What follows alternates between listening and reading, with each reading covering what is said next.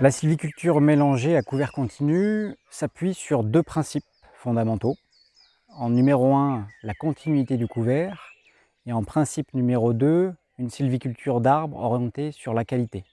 La continuité du couvert va permettre la continuité des processus naturels, la production de bois, la préservation des sols et surtout le maintien de l'ambiance forestière au cours du temps, en termes de température, de lumière.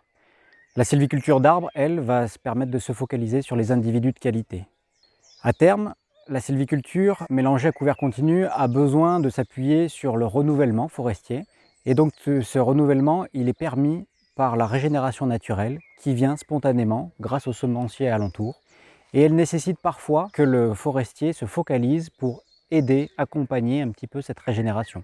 Soit pour accompagner la diversité que l'on souhaite voir s'exprimer et qui sera utile dans le cadre de l'évolution climatique, soit pour orienter, accompagner, favoriser, éduquer des individus qui seront importants dans le futur pour le peuplement. C'est dans ce cadre-là que l'on va pouvoir réaliser ces travaux sylvicoles ciblés avec le principe du bon geste au bon endroit, au bon moment. Ici, on peut soit couper, soit casser, parce que comme ces tiges sont relativement frêles, il faut arriver à les maintenir, à les gainer de manière à ce qu'elles ne basculent pas. Alors, dans les jeunes peuplements, il existe différents rapports de force. Certains entraînent des effets négatifs, avec un risque d'homogénéisation des collectifs. D'autres sont plutôt des effets positifs sur la croissance en hauteur, sur l'architecture des tiges, sur la formation de l'habit de pied, sur l'accès aux niches de nourriture.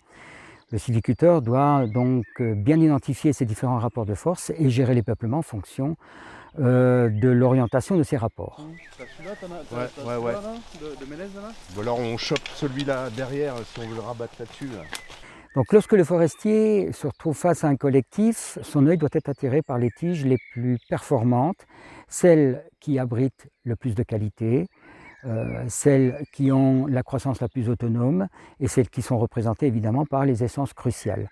L'objectif, c'est de déterminer si ces tiges ont besoin d'une action d'accompagnement ou de correction pour qu'elles puissent continuer leur parcours en croissance la plus autonome possible. Il veut tout enlever. Voilà, je n'interviens pas. Moi, c'est pareil, moi, c'est moi. Pour le Douglas, mais je l'ai fait celui-là, en fait. celui-là, Non, mais j'aurais coupé c'est tout bien les celui-là qu'il faut enlever. Hein. Dans le cadre de la gestion sylvicole des jeunes peuplements, l'objectif c'est de mettre en place des perches pour ce qu'on appelle le passage à la futaie, alimenter le renouvellement des bois dans le peuplement adulte. Pour produire ces perches, nous devons travailler en amont sur un certain nombre d'options, toute essence confondue, tout stade de croissance confondue, options au sein desquelles se fera le recrutement de ces perches. L'analyse des situations se déroule en plusieurs étapes. La première étape consiste à déterminer et identifier un collectif de renouvellement. La seconde étape se focalise sur l'identification de la ou des options au sein du collectif. Pour rappel, une option est un individu hyper vital qui est en capacité de se développer au sein d'un collectif. Cette option jouera un rôle potentiellement important dans l'avenir du peuplement en produisant du bois de qualité. Son architecture doit donc être favorable d'un point de vue de la rectitude, de la branchaison, en termes de nombre et de dimension. Le sylviculteur fixera son attention sur les options et ciblera ses interventions uniquement sur ces individus.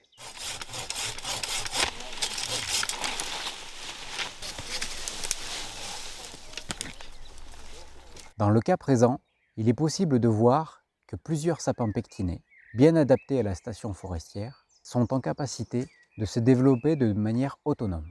Leur accroissement est bon et l'on peut voir en périphérie droite, au centre et à gauche des individus bien conformés.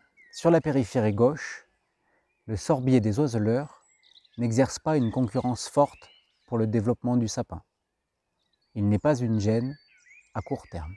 En contrebas du collectif, le hêtre, situé à l'aval, ne perturbe pas la course du soleil et ne gêne donc pas le développement des options préidentifiées. Dans ce cas présent, il n'est pas nécessaire de réaliser d'intervention sylvicole sous forme de travaux. Donc là, on se trouve dans une situation où des travaux auraient pu être réalisés, mais qui n'ont pas été effectués, et donc on se retrouve dans un cas problématique avec le hêtre qui, avec sa stratégie d'expansion à largeur dès qu'il a de la lumière, est venu surcimer un petit collectif de sapins qui, eux, en poursuivant leur élongation en hauteur, ont été perturbés au niveau de leur cime par cette branche.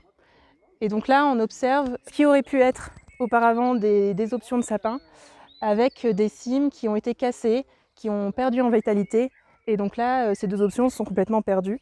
Donc là, finalement, on est dans une situation de conflit qui a mal évolué et dans laquelle on aurait pu intervenir soit en élagage, soit en abattage pour éviter ce résultat qui n'est pas satisfaisant au regard de nos objectifs. Dans ce collectif, en phase de compression-qualification, il est possible d'identifier plusieurs options de sapins pectinés bien développés et apparemment autonomes. En périphérie, on notera la présence d'alisiers blancs, de sorbiers des ozeleurs et de hêtres. Ce dernier joue un rôle perturbateur vis-à-vis d'une des options de sapin. Dans ce cas de figure, le hêtre interrompt la course de la lumière et nuit au développement du sapin. L'architecture du hêtre est foisonnante et très compétitive. Il est nécessaire d'intervenir en phase de correction pour permettre le développement des individus alentours. L'option choisie pour l'intervention est l'annélation. Cette opération consiste à interrompre les flux de sève descendants et ainsi occasionner un dépérissement progressif de l'individu ciblé, libérant par la même occasion des espaces pour l'entrée de lumière et la mise à disposition d'éléments nutritifs et d'eau pour les arbres avoisinants. La sylviculture mélangée à couvert continu vise à maintenir, voire favoriser la diversité en naissance. Dans le cas présent, il s'agit d'un alisier blanc, bien conformé, correspondant potentiellement à une option, et intéressante dans le cadre de l'évolution climatique. Il a été décidé de procéder à un élagage de rectification permettant d'améliorer le critère branchaison et la qualité globale de l'individu. Comme nous avons pu le voir, la pratique de la sylviculture mélangée à couvert continu nécessite parfois des ajustements au moment de la phase de renouvellement. Il est parfois nécessaire d'accompagner la diversité en naissance et certains individus de qualité qui pourront s'exprimer dans le futur. La pratique des travaux s'appuie alors beaucoup sur la phase d'analyse et de compréhension du milieu. Place à l'observation. La notion d'ouvrier sylviculteur prend alors tout son sens. L'opérateur doit en effet décrire une situation, identifier les options, savoir si elles sont gênées et décider, arbitrer les interventions à mener à leur profit. Dans ce cas de figure, on maximise les rapports de force positifs et on minimise les investissements financiers. On accompagne alors la dynamique naturelle et le fonctionnement de l'écosystème forestier. La mise en œuvre de travaux en sylviculture mélangée à couvert continu permettra d'adapter nos forêts en maximisant la diversité et en favorisant les arbres de demain.